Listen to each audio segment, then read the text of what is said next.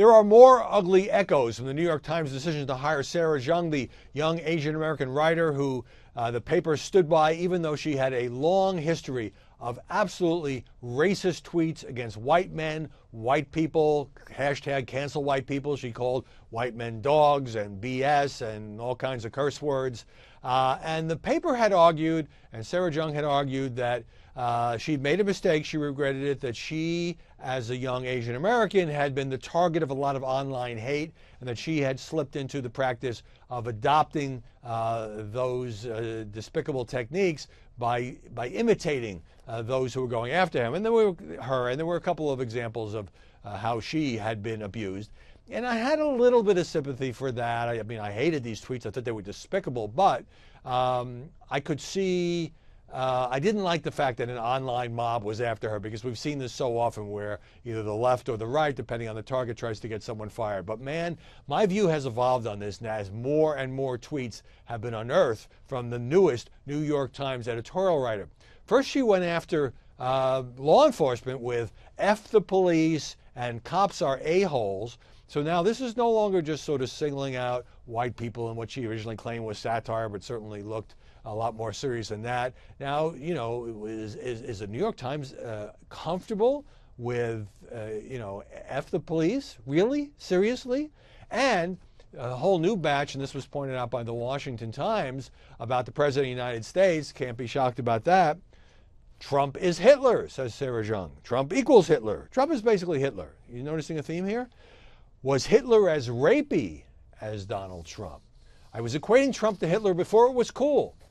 Now, can you imagine Times hiring anybody who used that kind of language? I mean, comparing the President of the United States to one of history's greatest mass murderers against a Democrat, a liberal. I mean, would the Times be offering these justifications? That person would be gone before you know it, before you could blink. And this is where I think there's a bit of a double standard that comes in. Now, I understand she didn't do these things for the New York Times, and the paper said it's discussed her social media history with her, but it does sort of suggest that there is a different standard for an ultra-liberal spewing hate, ugliness, and bigotry in the direction of white people, cops, Donald Trump, than there might be if it was the mirror image. And all this is unfolding after Facebook and YouTube and Apple and Spotify banned Alex Jones from their very popular platforms. Alex Jones, the founder of InfoWars. And I've gotten a lot of heat, I wrote about this yesterday, from conservatives saying, you know, this is a violation of the First Amendment and so forth. Well, actually, it's not, because these are private companies. And they can do whatever they want in terms of who they allow on their platforms. They've been under enormous pressure to police the content on their platforms. And it is true that there are absolute documented instances, particularly Facebook and Twitter, going after conservatives, libertarians, banning them, shadow banning them, suspending them.